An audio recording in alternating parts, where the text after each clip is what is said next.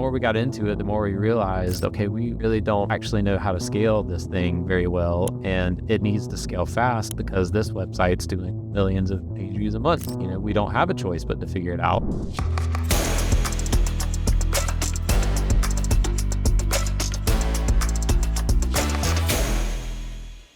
Thomas, thanks for joining us today. Everyone, today I have with me Thomas Griffin on a Founders Chat, and Thomas has got a really interesting story and one that I wanted to share with everyone, particularly when it comes to his journey moving from founding into sort of software related areas, into software, and then moving into a company that really specializes in physical products.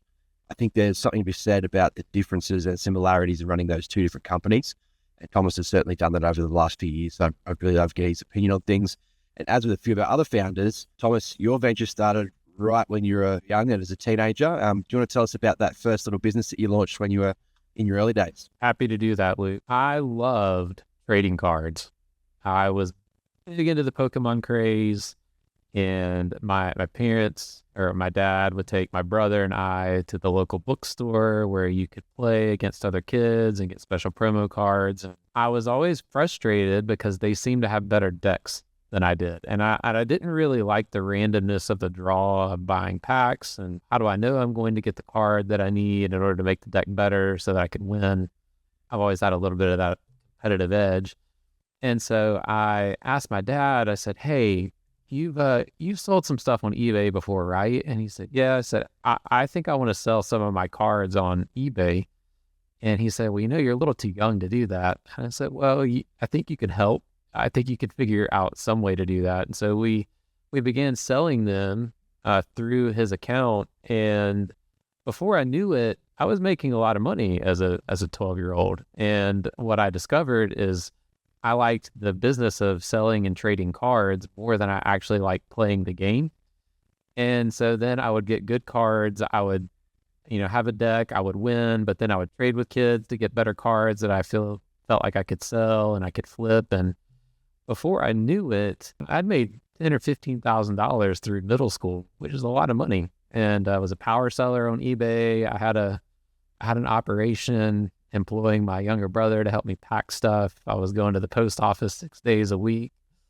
It was great. Walking around school with a big gold chain and a Charizard hologram around it, or just rocking the heavies. Yeah.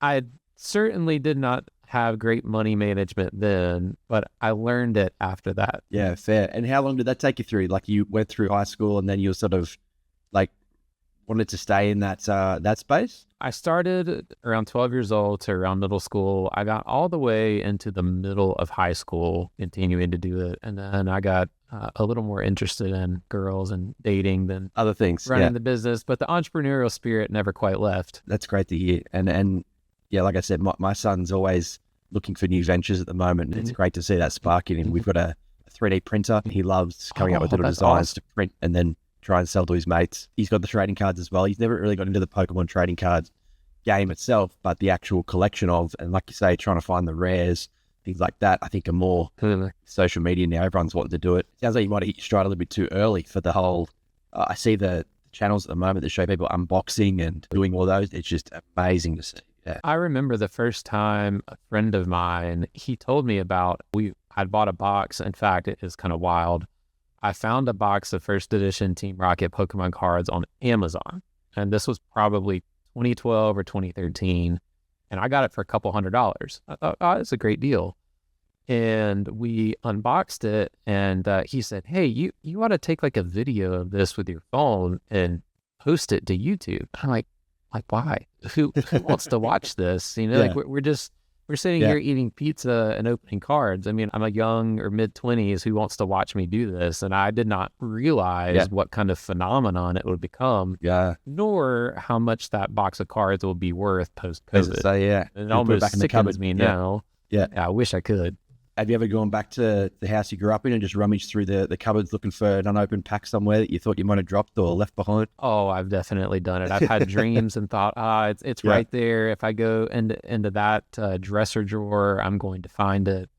Unfortunately, I've been unsuccessful. It hasn't stopped me from trying. The cards sort of petered out. Your interests were pulled down everywhere else. And what did you find yourself getting into after that? I went from Pokemon to Dragon Ball Z. And so I loved the show. They had a card game, and I eventually went to that and then began selling cards for that. And almost the same type of thing. I loved playing the game, but I couldn't get the cards I wanted, so I began to trade to get them, and I continued to fall in love with the business of trading and selling. It taught me resourcefulness at a young age, and I didn't realize how important that value would be until I got a lot older and I saw it missing in other people and realized that I really enjoy working with people who are resourceful, who see a problem, who see a need, and then figure out how to make it happen. They kind of learn on their own, they figure out how to make it happen, and they don't inject themselves as a roadblock into getting a solution. And I think I discovered that was, I don't know if you call it a trait or it could be a character quirk of mine, but that I had that. I was not going to let myself be a stumbling block to getting what I wanted. And so I would find a way to make it happen. And I think that trait of resourcefulness has really benefited me in life. And I've learned I like working with people who share the same kind of trait. It's fun to work with people who say, here's a problem, I identified it, I don't have a solution yet, but I'm going to figure it out, and I'm going to come back and tell you about it. And those are the kinds of people you want to work with. I love that. Yeah, and we see that a lot in our space, right? The thing for me is I see the frustration when they reach that point of having done something or having launched something, and then just it's something not quite clicking. They come with so much passion and frustration at the same time about trying to break through that next level. They're not just sort of giving up and rolling over. It's sort of, they're driven to do something about it, which is good to see. And you're right, I enjoy working with those people because it's fun to work on those problems together and try and get them a solution. So yeah. What can you tell us about OptinMonster? So OptinMonster was born and created out of a very real need of a painful problem for website owners. So you likely use Google Analytics or you use some other type of analytics system. So you've seen the metric of new versus returning users. You might have 80% of users being new and 20% returning. But when you reframe that, it's 80% of users come to your site and never come back. They leave. And that's a big problem. You spend all this money, you think of growth, you've got traffic and conversion. You spend all this time on demand gen, getting traffic to your website, and then 80% of them never come back. And I think it's 70% is the conservative number, but I think it's greater than that, but 70% is conservative, that they leave and never come back. And it's a huge problem. It's a huge problem for all websites. And so I wanted to solve the problem of how in the world do you get another opportunity to make a conversion action, whether it's a micro commitment or get an email, get some way to follow up with these people. We had seen this, my business partner and I said, we had seen a solution on another site that was kind of interesting. When a mouse left the window, something would show up. And we thought this technology cannot be that hard to implement. But that's exactly what you need in order to grab attention, to get attention and present something of value immediately to them so they can take action. Now you're not wasting your energy, your marketing dollars, your operational dollars, getting people into a leaky bucket. And so after a little bit of time investigating, I discovered, this is actually really, really simple. It's not hard. And so you just have to build some operations around it in order to make it useful. And so that's where the idea came from. We're just going to launch this thing. And at the time, there was no concept of the problem in the market. So we also had to educate people on, hey, this is a real problem for you, and we have a solution for it. And the results are pretty impressive. And so that was the genesis of where OptinMonster came from, was solving that problem. And so that was sort of in I think it was like 2013 or so that you started that. So web design and those sort of WordPress plugins and that were quite new, I guess. Were you working in the space of sort of like abandoned cart, things like that as well, or purely sort of trying to get people to engage with your content for longer? It was a little bit of both because I had already built a couple of other products before. And so abandoned cart was going to be very helpful, but most of it was for a lead magnet. Offering some type of lead magnet, white paper, case study that you could get a name and an email address so that you can then put them in your marketing automation funnel. That was MailChimp or HubSpot or Constant Contact. Those were still are, but the bigger players so many years ago. You can put them into a funnel and then you can continue marketing to them and warm them up. If you can't make the main sell, you could do a down sell. And so that was the primary focus, was a lead magnet. But we discovered that the most powerful part of the software was abandoned cart recovery, particularly on the pricing and checkout pages. You don't know how often it happens. Somebody goes to buy and then they're looking for a discount, or something else happens and a kid's crying and they got to go take care of that, or X, Y, or Z. And so that last chance we're then to exit, to reassure them, overcome an objection, and give them the ability to ask a question is incredibly powerful. Incredibly powerful. The timing right. And huge value add. I think it's funny when you talk like that, because I often think that as SaaS operators, when we're designing a user flow, UX or UI, we try and do it obviously for the person we are satisfying, the ICP, the buyer, and we often tie it to that ICP persona. They are a chief data officer looking for this, doing that, and therefore they're going to navigate like this. But when it comes to the fundamentals of just buying psychology, or even just decision psychology, we are often the best advice, because you like to think to yourself, you're like, no, if I'm going to buy something, I'll go and buy. But I catch myself all the time when I see a pop-up or an email and it says there's a sale on, right? And I'll go to the sales site and I'll look at the sale. I might even add something to my cart to see what the discount would be after I've added all the things, and then I'll leave, because I didn't really have the intention then. But later on, the prime example I think of, it was a eSIM. I was about to travel to Japan for work, and I knew I wanted to get an eSIM, and I'd heard about a few different ones. And so I looked through a few. I had an affiliate link for one that someone had given me. And anyway, I left it because it was a few weeks away, but it was the one that sent me a few follow-ups, and actually, because they captured my information on the site. So, what country are you going to, how much data you're going to use, I think was the entry. I did that. And it was a few weeks later that they had actually taken the time to follow up and do something with me, that I went back and signed up with them. And I've used them on 3 different international trips now, because they got my attention back from that first visit. So I think it's and that's not a SaaS specific attribute. That is a buying psychology piece, right? Understanding how people buy. You can often use yourself as the example if you're trying to design those sort of systems. I think it's really smart what you're saying about that. It's easy to get pigeonholed into your industry and think, I've got a SaaS product, and so I just need to think like a SaaS person and do what everyone else does in the SaaS industry. But what you have to always come back to are their principles of human behavior that have been established eons, forever ago, and they're ingrained into the fabric of reality of how humans operate. And so the better, more deeper principle that you can get into around general human behavior when you're thinking about this, I think the better outcome that you're going to get. And just like you said, in buying psychology, it's not so much about, hey, I got a SaaS product with this particular flow. It's maybe this person's working from home and they got kids that are going to interrupt the buying thing, or I got to go make dinner, or X, Y, or Z homework's got to get finished. And I'm trying to think through this, but I can't fully commit to a decision yet. And so those abandoned cart recovery flows are so huge. And I think we found the most success with just a basic 3 email series, like an hour after, a day after, 2 days after. And it's pretty powerful. And I've seen it work pretty effectively, no matter where we have implemented it. And the majority of people convert on the email that's sent an hour later.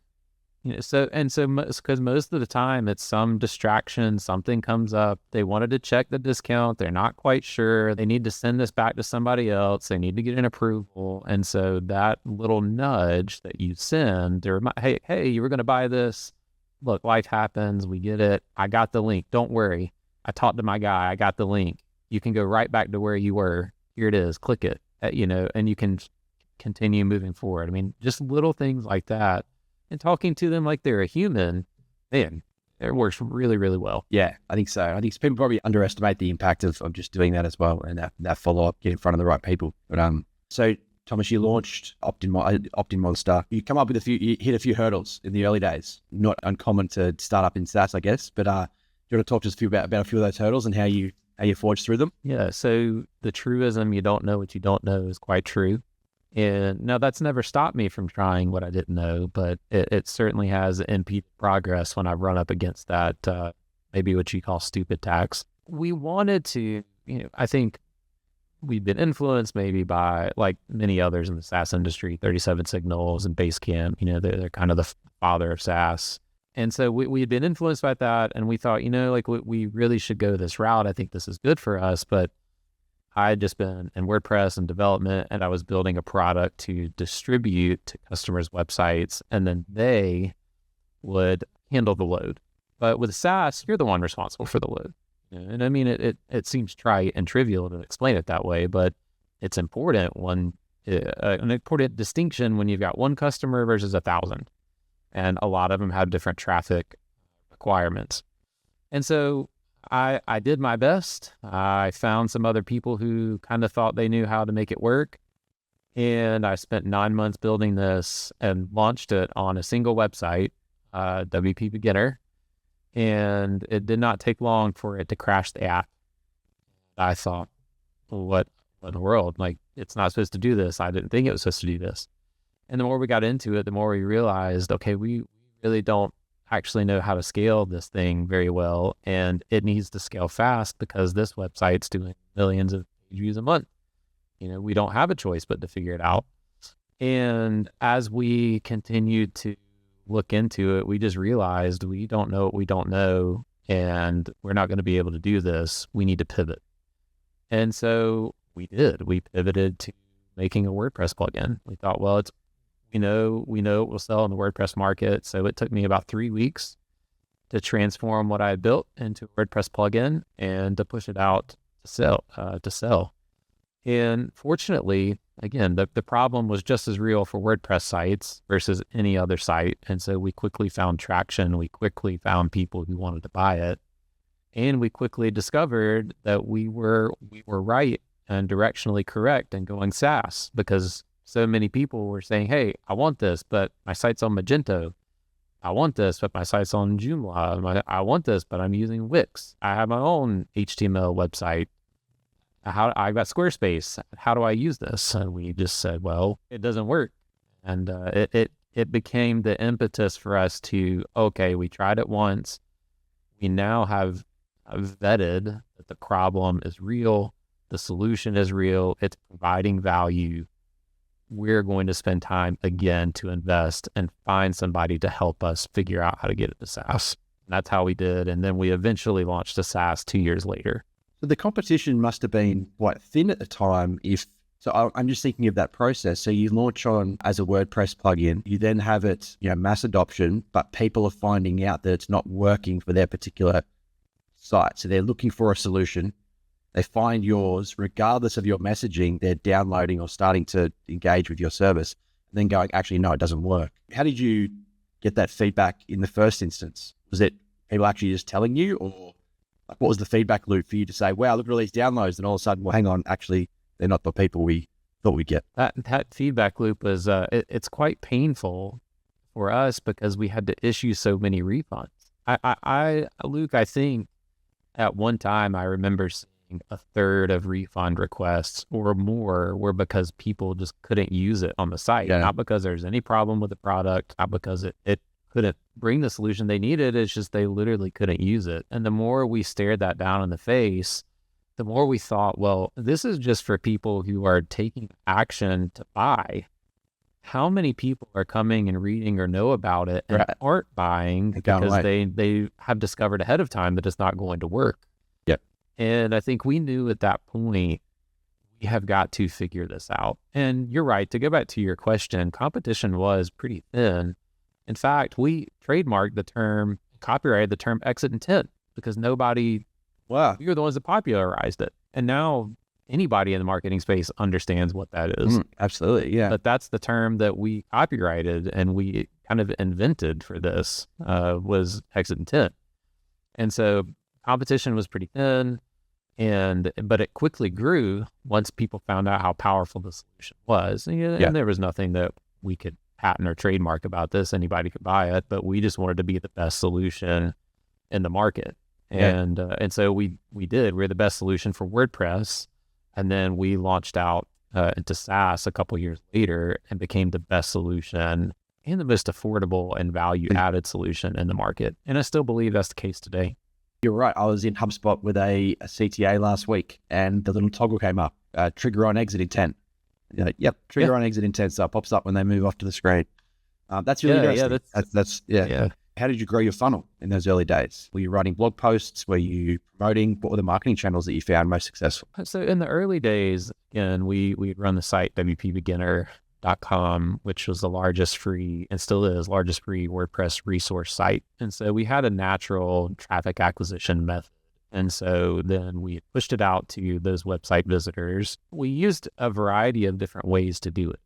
We used lead magnets to say, hey, here's how you can increase your site's conversion by this amount, because people maybe didn't understand that 70% are leaving and never returning, but they did understand, hey, if you can improve your site's conversion rate from 1% to 2%, that's a lot of money. And here's our solution to help you learn how to do that. So we had a mix of that. We had a mix of affiliate partners who would push out the product for us, and then our own existing customer channels. So I'd already launched 2 products in the WordPress space as WordPress plugins. So they were natural entry points for us to then sell to them. The easiest customer to sell to is the one you already have. And so we took that and we used that to great advantage. And it didn't take long. And when I say long, a few months before word got out. And then people began naturally writing about it. Hey, I want to become an affiliate of this. This thing is amazing. All the bloggers at the time were loving it. This thing is absolutely exploding my email list. How do I become an affiliate of this? And so then that kind of viral loop, that natural loop began to start. And before long, it was for sure the most dominant solution in the WordPress plugin space for that particular solution. Yeah, exactly. I feel lucky and blessed to have had the right time and a really simple solution to a real problem. Yeah, I think that's interesting. That'll be great to hear. A lot of our founders ask the question, how do I get my first 10 customers? How do I get my first 100 customers? Build something fundamentally good, right, that is a need for it, then a lot of the time that sucking need will actually bring those people in that space, as well as giving them what they expect to get when they land on your site. Yeah, exactly. I think Baremetrics is a great example of this. It's solved a real need where you had no data or visibility into the performance and long-term viability of your business. And so Stripe didn't provide that. They just didn't. You could process payments, you could have a little bit of insight, but it's hard to make and grow a business and make really good data-backed decisions if you are missing those kind of metrics. And no founder is going to try to go figure out how to make an Excel spreadsheet with cohort table. They're not going to do that. They don't have time to. And so Baremetrics is a great example, and they shouldn't have to. Yeah, I appreciate the plug. That's absolutely what we want to do. Break down the data into meaningful chunks, actionable insights, really, more than just data dashboards. So that actually raises a good point, Thomas. What were some of your focus metrics in those early days? What were you looking at in regards to measuring the success of how you were growing? Well, I think that there are a few key ones that you want to pay attention to. Really, there's only a few ways to grow a business. You can get new revenue, you can expand that revenue, you can prevent that revenue from churning, and as a bonus, you can make the margins better. And that's it. Those are the only ways that you're going to grow a business. And so I think having the information on each of those, that's just the most important metrics that you're going to find. So what kind of new revenue are you bringing in? So you just want to track what's my new MRR? How am I expanding customers? So do you have a way to expand and deepen the relationship? And whether that's through upgrading to a higher tier plan, whether that's adding user seats, whether that's other additional add-ons that are going to expand revenue, and then mitigating churn. I think on your episode where you're talking about Johnny recent, and someone made the comment about launching a new product and you've got 25% user churn. You got to figure out how to drop that down to 10 or less real quick. And 25% user churn is going to indicate that you have not solved a problem simply enough for your target audience. And so metrics like that will help you understand that, okay, something isn't quite right here. If my churn is really high, either the onboarding is too difficult, which I think I've got some interesting data to share on that about onboarding. It's either onboarding is too difficult or your product is not solving the core problem well enough. And I really think it boils down to those couple of things. Once you overcome those hurdles, as long as you can make the workflows around solving that problem simple and enabling them to invite others to help solve that problem in a simple way, your product's going to do great. All right, it's going to do great. Yeah, agreed. And I think you're right. We've had an interesting metric. It's not groundbreaking because there was a blog post on it that gained some traction a few weeks ago. I think it was in July now, called Max MRR. And the Max MRR is a forward-looking metric that actually tracks at your current churn percent and assuming linear MRR growth. At what point in time does that churn level out with your new MRR, right? Because the churn being a percentage of the total and the new just being constant. And it's a really interesting one to play around with. And I didn't think much of it until people started asking me for it. They say, hey, do you guys track Max MRR? I'm like, what do you mean? And they're like, well, it's this, they sent me an article, I checked out the calculation. Calculation's super simple, but people are now becoming aware of how much extra lift you're doing to overcome churn in order to continue to grow. And you're right. If you look at that as one of those levers of growth, you don't have to put a lot of more effort into your go-to-market.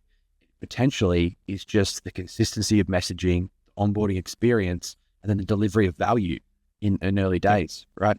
And when I look at a retention table, I often see new revenue cohort. And then after 3 months, maybe I'll say to someone, hey, why has this dropped down to 50%? And they're like, what do you mean? I said, well, this is telling me that after 3 months, you're losing 50% of those customers you fought so hard to get 3 months ago. They're leaving. Why? And that's when you're right. That's when we start digging into it. We go, well, actually, you're onboarding. You're not giving them value straight away. They have to click through all these screens. They have to go through all these downloads. They're hitting their caps really quickly. They've got no availability of documentation. Your documentation's not great. It doesn't point them in the right direction for expanding their usage, inviting team members, sharing their progress, sharing their data. So yeah, I think it's really interesting. And feel free to share. You mentioned your commentary around onboarding. Your comment on onboarding. So what I discovered is, and looking at a broad variety of products, I found a really interesting insight that the majority of churn that happens in that 0 to 30 days, so the first month cohort, actually happens within about 30 minutes of people using your product. If you go and look at the data from when they start to when they churn, I mean, I think in one particular thing I was looking, it was more than half. And I thought, well, I'm thinking about this incorrectly on how to fight churn. I'm trying to fight churn with features that they're never going to get to. You look at the big 30-day window when it's actually a 30-minute window. It's actually 30 minutes. And so I developed a principle internally of, you've got 10 minutes. This is it. From the time they sign up, you have 10 minutes to find value and for them to complete whatever is going to add and deliver value and solve their problem. That's all. You have 10 minutes to do it. You cannot do it in 10 minutes. The likelihood of them churn grows exponentially. And so that forcing function, you imagine going and telling a developer, they need to do this in 10 minutes. And for most developers, maybe the first thing they're going to say is, how? There's no way. But then if you've got ones that are resourceful and being creative and how they solve problems, they'll like the challenge.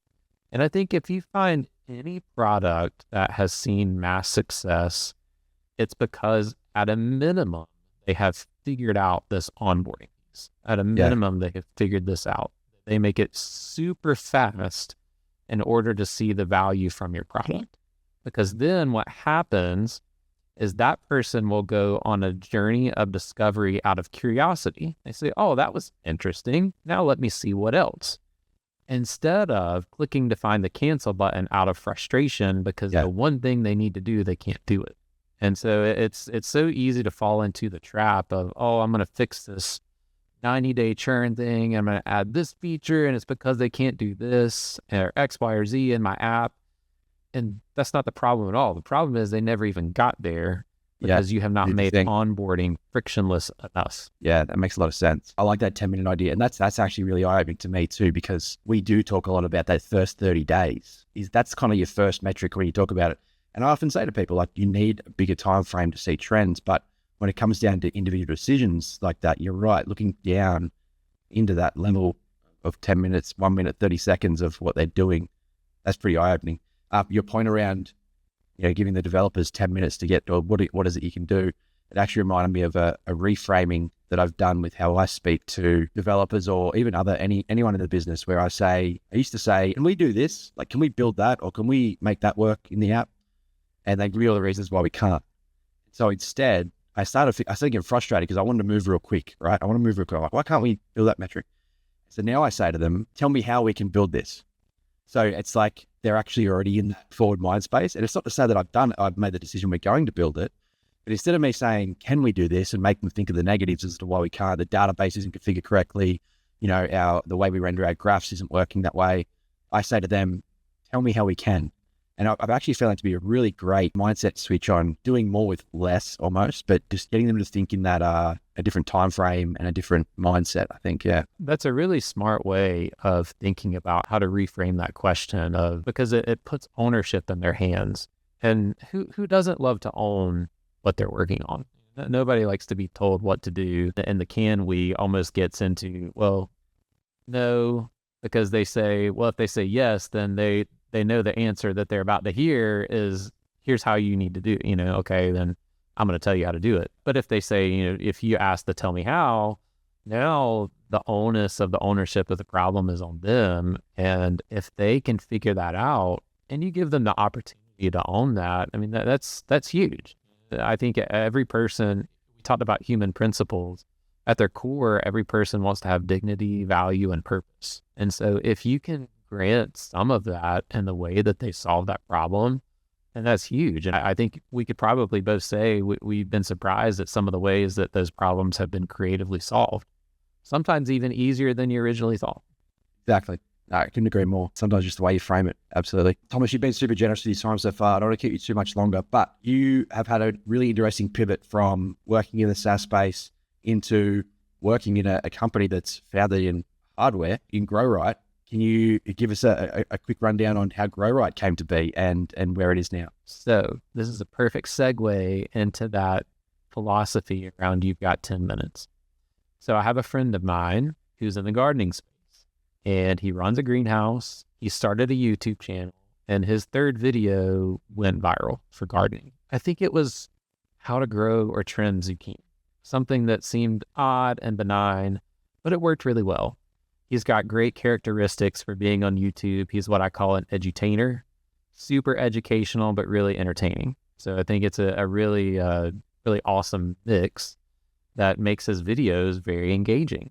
And so he quickly found an audience on YouTube, quickly grew. And we were talking, it was one summer night, I was on my back porch, and he said, Thomas, everybody in the videos, and when I see customers come into my store, they ask me, where'd you get your raised beds? How'd you build your raised beds? I said, I have all wood. And he said, I know how to do this because I can go to Lowe's, I can buy 2x4s, I can get the nails, I can build it all together. But when I look at my audience demographic, it's all these older women, and they cannot do that. They have to ask their husband, and it goes on a honey-do list, and it sits there for 6 months, and maybe they don't do it. And then they get a contractor to build it, and it's expensive, and the wood rots. And so he said, there's got to be a better way. Now, I've seen these other raised beds, but they have so many nuts and bolts and screws, and it makes your head want to explode trying to figure out how to do it. You have to have somebody else do it. He said, so listen, if you want to figure out a physical product, help me think of how we can do that. And I said, well, yeah, let's think about, let's set some guidelines and parameters on this. Let's say it has to be done in 10 minutes or less. That idea, 10 minutes or less, with no nuts, bolts, tools, or fasteners, or significant others. Those are the only criteria for a metal raised bed. If we can do that, I think we can have a product. So we went and we found, we talked to a few different engineering companies. We found one somewhere in Georgia, and we went back and forth with them for probably 7 months. They kept coming to us saying, can we try this? Can we do this?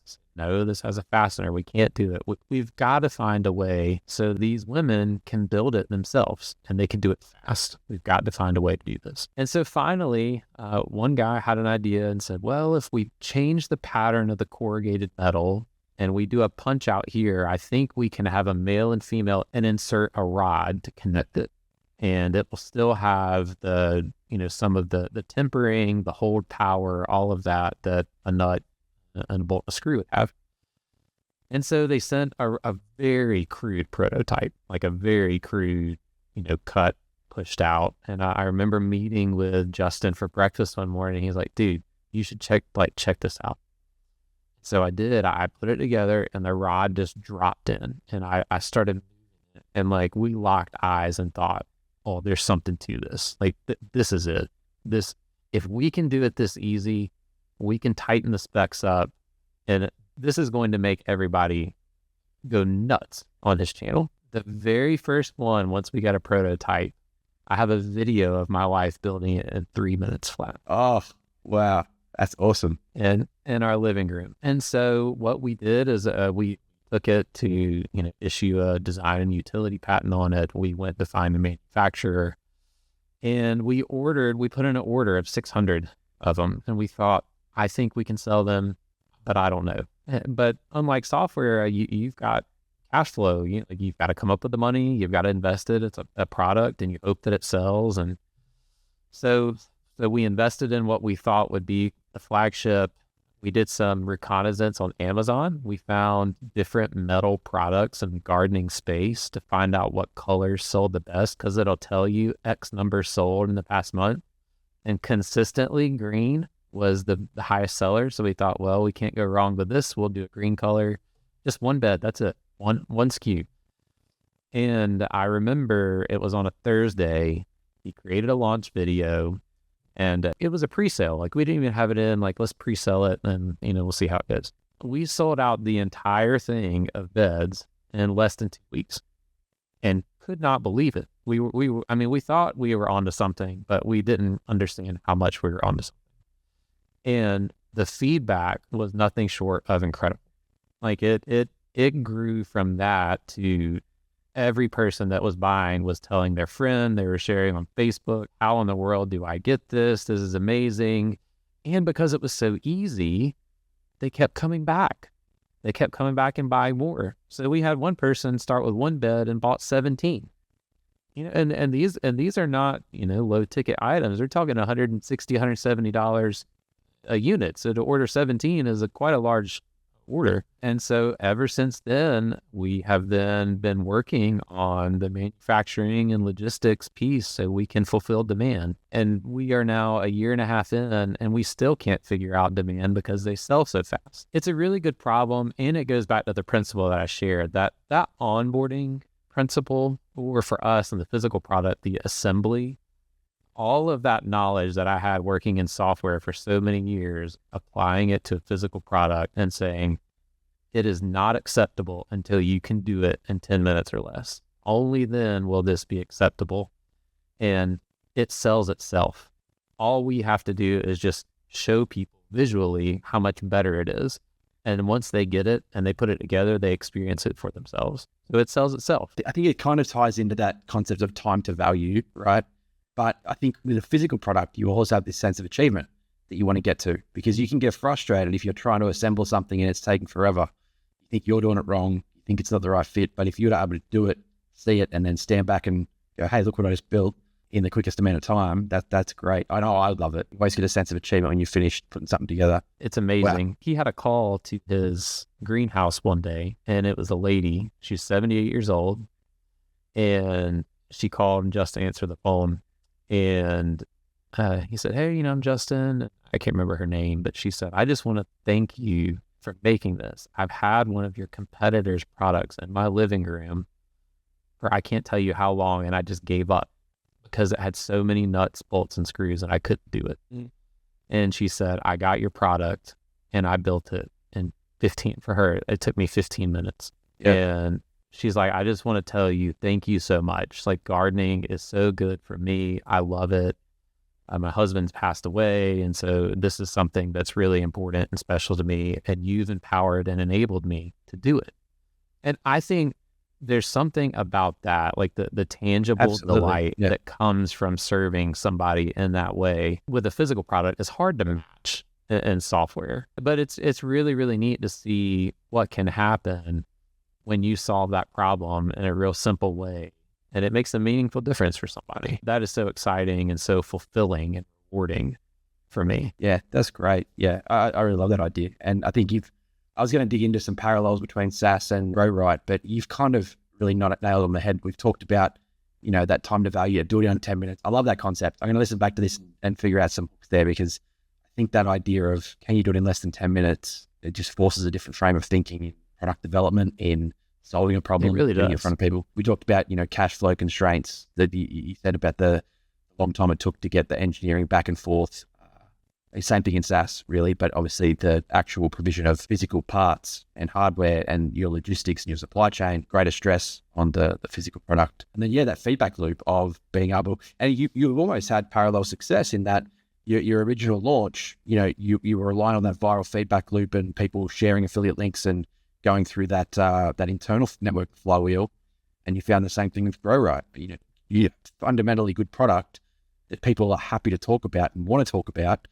They will. If you give them the means to do it, then you're just going to continue to promote your own flywheel. Yeah, Thomas, that's great. That's great. I'm going to have a look out for them. I love gardening myself. I've got a few pots at the back that I grow. It's just coming into spring here in Australia, so just getting everything ready to go. And I'll keep an eye for them. But mate, just to wrap up, we are coming up on time. What do you think, having scaled now in a couple of different areas, is there anything in particular you think, we like to glamorize the startup journey and the entrepreneurial spirit and making it work? Is there something that we don't talk about enough, right, in regards to bootstrapping, scaling, and becoming successful, do you think? I know that my journey is a little different from some others because I never took outside investment. Always was just my own money. And that forces some different patterns and paradigms of thinking, particularly around prudence and discipline and operating discipline. So when it's your own money, you protect it. And you protect it very different. But I do think there's some things that broadly apply, no matter if you've taken outside funding or you've used your own money. And one is sometimes it can be kind of lonely. It can be lonely running a business like this, especially when you're the guy at the top and you can't share everything with your employees because it's neither practical or helpful. And oftentimes entrepreneurs don't have great support systems in order to get that stuff out and bounce it off of other people. So I think something that maybe isn't talked about enough is the need for good mentors, good counselors, good coaching, and a good community of people around you that play a pretty vital and pivotal role in your success. Now, you may not be able to quantify that, but it's certainly there and it certainly makes a difference. And it certainly makes a difference for your ability to be in the role and be successful in it for a long period of time. I think that's one aspect that maybe doesn't get quite enough attention or even focus. It's so easy to dial in and we're going to fix this thing. We're going on a mission and it's awesome. And man, you hit the goal and you realize like, oh man, all right, I hit the goal and there's nobody around me. Like there's nobody who gets it. There's nobody who fully understands. I want to celebrate with my people and that's awesome, but there are certain ways in which I can't. And then sometimes you've got a little bit of machismo in this and you're trying to figure out the people that I'm around who are also doing it. Are they happy in my success? Are they jealous in it? Are they really a true friend in this? Sometimes it's hard to wade and hard to navigate. And I think building that community and support system around you is just as important as the mission that you're going after, or product that you're building too. Yeah, I agree. I think Metrics is part of a private equity portfolio, so we're not necessarily bootstrapped in that sense, but having the network of other CEOs, GMs, head of operations that we can talk to. We have meetings where we talk about experimentations that we've done, what's working, what are we seeing in SEO traffic. And it really is just a comfort to have people that get it, right? They understand what you're going through. Yeah. They've been there themselves. They can offer some valuable feedback on what has worked or what hasn't worked.